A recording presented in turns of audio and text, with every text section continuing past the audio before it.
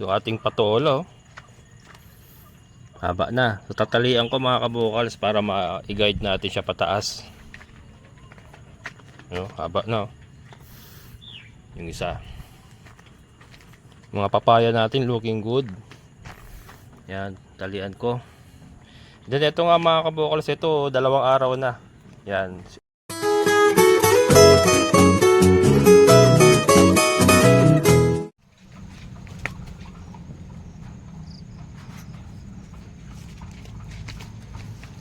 Hello mga kabukals. Ano tayo? Overtime kasi may dadaanan ko kaninang seedling ito. Yung dito sa may San Rafael pa rin yun eh. Basta San Rafael pa rin yun. Malapit sa Angat. Nagtanong ako, akala ko hindi sila nagtitingi ng mga pantanim. Nagtitingi pala sila mga kabukals. Kaya ito bumili ako ng talong. Tapos nag-vlog nga tayo sa phase 2, 'di ba? Nag-vlog pa ako sa phase 2. So ginabi na ako. Kaya lang kasi matutuyo eh. Ayan oh, ganyan po itsura niya oh. Ayan oh. Matutuyo eh pag hindi ko na itanim kaagad eh. Tinanggal na kasi ito sa gawa ng tingi nga lang siya. Tingi lang yung binili natin. Tinanggal na siya sa tray. May tray kasi ito eh. Kung nasa tray pa sana, okay lang. Kasi pwede pang dilig-diligin. Kaya lang ito, tinanggal na sa tray. Kaya baka mamatay, sayang naman. Although ano lang naman to, 2 piso lang isa. Talong to mga kabukal sa talong. 2 piso lang isa nito. Magkakabili natin. Itong nilalagay ko, ito yung chicken manure na binulok na natin. Hindi na mainit to, nabulok na ito. Ito yung nilalagay din natin sa pechay. Ayan. Sayang kasi mga kabukals eh. Overtime tayo. Tatanim ko lang. Ayan o. Yun. Hangin mga kabukals. Ang hangin. Ito siya o mga kabukals o.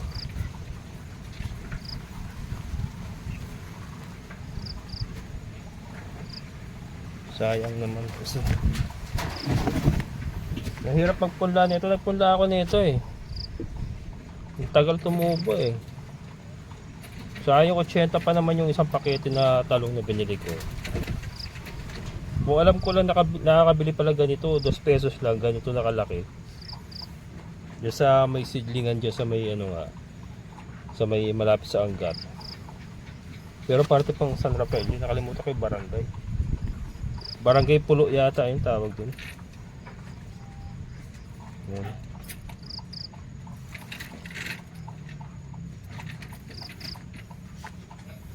Kahit bukas ko na diligin to. Dito diligin ko na rin mamaya ito.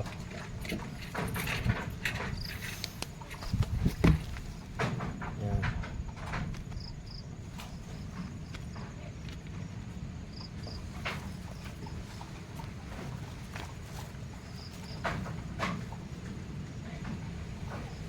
Kasabay ito si Kanor, sinira pa yata yung sinira yung barrier doon sa kulungan nila. Yan o, tumutunog eh.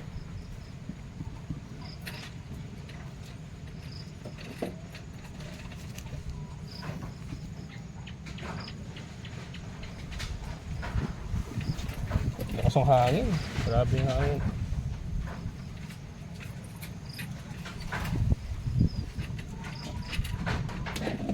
20 piraso to binili ko na ito eh.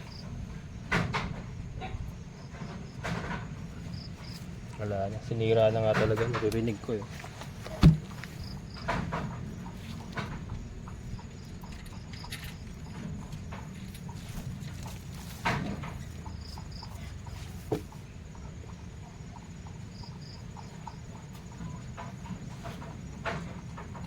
Laki na oh. Laki na ito.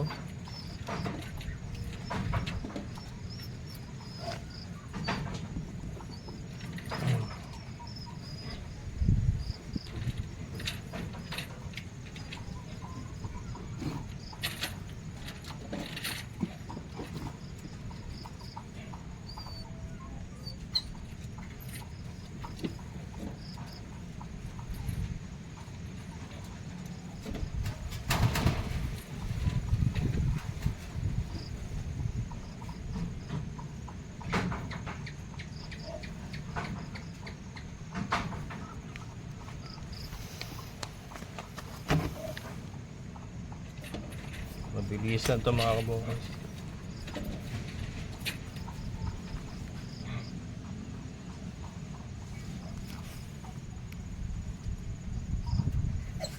Galing din nila magpatubo ng ganito.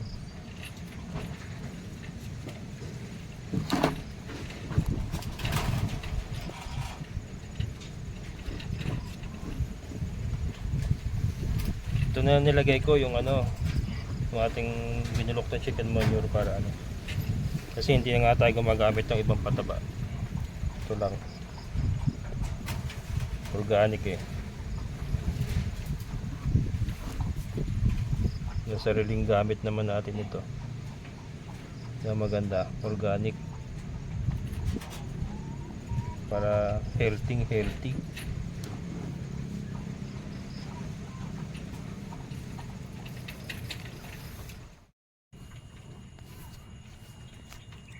Hello mga kabokals.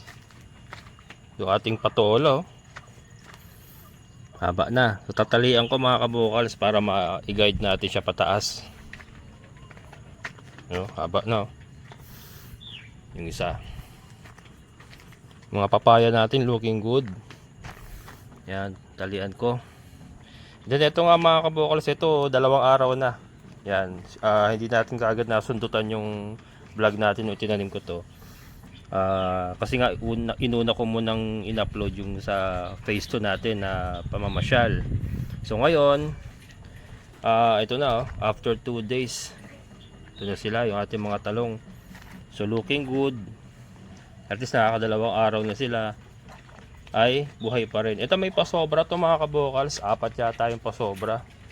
Kasi 20 pieces lang naman yung binili ko. Bilangin natin kung ilan yung pasobra. 2, 4, 6, 8, 10, 12, 14, 16, 18, 20, 4 nga. 24, 4 yung pasobra mga kabokals. And as of this writing, as of this moment, hindi, after 2 days nga ay buhay pa naman lahat. Sana mabuhay lahat para marami tayong talong mga kabokals. Ayan. Mabibigyan din natin mga kaibigan natin. Siyempre yung sa bahay, ayan, meron tayong isusupply sa bahay, sa anak ko. And then mabibigyan pa natin yung ating mga kaibigan pagka may bisita rito. Ayan, ang ating talong. So ito, talian muna natin tong ating patola para kumatay na siya, umakyat na siya. Yan mga kabokals, ka-guide lang natin siya. Kumapit na rito sa ano, kumapit na sa Madre de Agua. Hindi ka dyan. Yan, dito siya. Hindi ko na natagdagan itong ano, kinuha natin balag. Teka, yan, ano ko na lang, hatakin ko na lang. Ba itong patola mga kabukas, masarap dito. Meron ka lang ano, sardinas miswa, itlog, ayos na. Sa igisa mo sa patola, oh, sarap na. Masarap pa to pagka bagong harvest, manamis-namis mga kabukals. Manamis-namis siya. Oh, pinapapa ko ito eh, yung miswa, ginisa sa miswa. Sarap papakin, tapos lalagyan mo ng sili para talagang may sipa. Ayos na ang ano, ulam. Patola lang mga kabukals, so malaking bagay na to sa ating pang-ulam-ulam. Sipag pamamungan nito patola, sipag pamamungan nito eh. Saka napansin ko hindi siya alagain, madali siyang alagaan ba. Parang ano, yung iba nga nakita ko pinababayaan lang eh, namumunga eh. Kumakatay lang sa puno eh, namumunga eh. Yan. Ito may bola. Yan.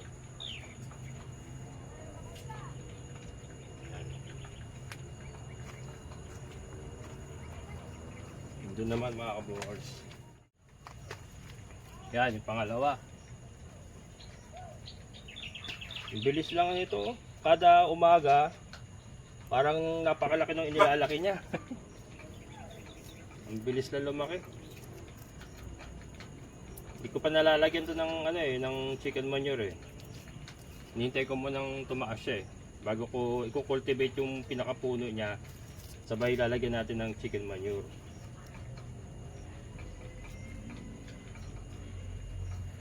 Yan. Ano to, dalawa sa isang Hindi ko na tinanggal yung isa. Dalawahan sila. Kasi ginawa ko dito dalawang buto sa isang butas. Tumubo pareho.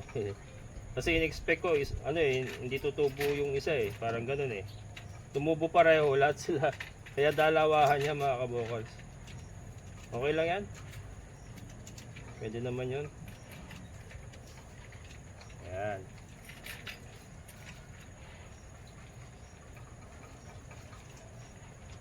Importante lang siya, may guide. Kasi sa lupa gumagapang eh.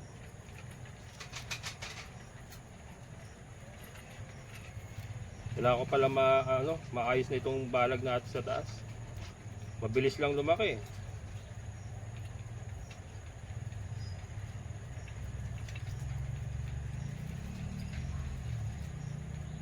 Hirap ibuhol. Ingatan ko kasi baka mabali. Ingatan kong mahila. Yun. Yun, ayos. Yan. Yung pangatlo.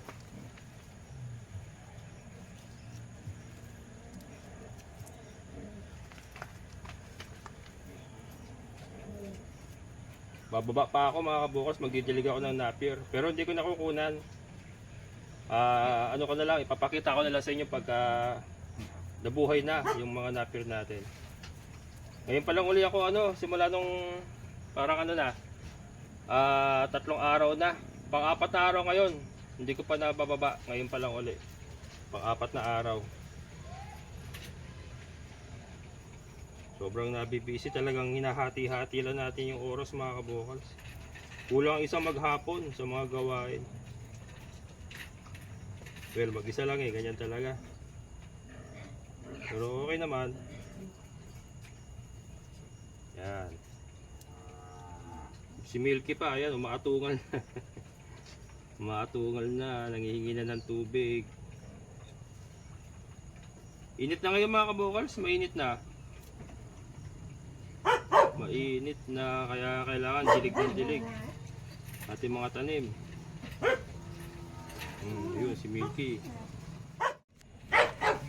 Ayan mga kabukals, yung ating mga paunang vegetables. Ayan, yung ating pechay doon, maganda na rin ang tubo. Ayan. Ito didiligin ko pa mamayang gabi. Mamaya kasi unahin ko muna yung Napier kasi bababa pa tayo. Ito naman kasi pwede kong tirahin ito sa gabi. Yan mga Madre de Agua natin, mga buhay na rin. Kaya lang wala pang dilig yan. Didiligan ko pa yan mamaya. And then ito nga, ayan tinalian natin mga kabukals. Ganyan ginawa natin. Sinabit natin doon. Tapos sinila natin siya ng konti. Yan. Para susunod na yan. Pagka kumapit na yan dito. Pag kumapit na yan dito, tuloy-tuloy na yan. Ayan, ito yung pangkapit niya. Ito yung parang balahibo. Ayan yan yung pangkapit niya, ito. Yan, pag kumapit na yan dito, okay na yan, tuloy-tuloy na yan. Then syempre yung mga papaya natin, ayan nga. Mga papaya natin, looking good. Babawasan ko yan mga kabukals pagka lumaki na yan. Magtitira lang tayo ng mga 4 dyan. Tapos pagka gabewang na, kung sino yung namumulaklak, yun ang ititira natin. Yan ang pong gagawin natin dyan. Yan, kasi to, galing sa bunga ito eh. Mga galing sa bunga, tinanim lang natin. Kaya hindi talaga sila puro babae. Meron talagang lalabas na lalaki dyan. Ito. Ayan. Ayan na siya. Patola. Ito yung mga papaya natin. Diba? Dami papaya niyan. Isang hilera yan mga kabukals. Ito. Ayan, kakatay na rin yan Ayun oh. Oh, malapit niyo na maabot itong ano, isang kahoy. Ayan mga kabukals. Ito lang po muna aking may babahagi sa inyo for today. Ayan, so may talong na tayo. May malunggay na tayong, ito may nabubuhay dyan eh. Ayan oh. Meron pa pag-asa itong malunggay natin. So may papaya tayo. And may peche tayo sa kabila. So tuloy-tuloy lang. Kuha pa tayo ng mga iba pa pong pwede nating itanim na makakain natin. Ang palaya. Yan, masarap din yung ampalaya. Ayan, maraming salamat sa lahat ng mga solid kabokals. Maraming salamat sa inyong muling pagsama. Amazing na buhay. Bye-bye!